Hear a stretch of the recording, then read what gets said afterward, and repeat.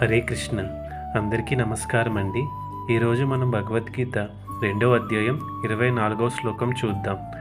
అచ్చేద్యో యమదాహ్యో యమక్లేద్యో శోషయేవ చ నిత్యః సర్వగతః స్థాణురచలోయం సనాతనః.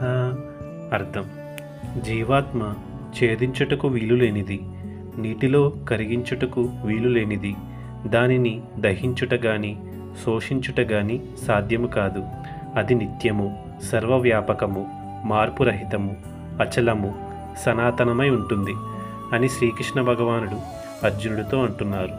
ఈ శ్లోకంలో ఆత్మ ఎల్లప్పుడూ అలాగే మార్పు చెందకుండా ఉంటుందని, దానిని అగ్నిచేత కాల్చలేమని, నీటిలో కరిగించలేమని, దానిని ముక్కలుగా చేయలేమని శ్రీకృష్ణ భగవానుడు అర్జునుడితో అంటున్నారు.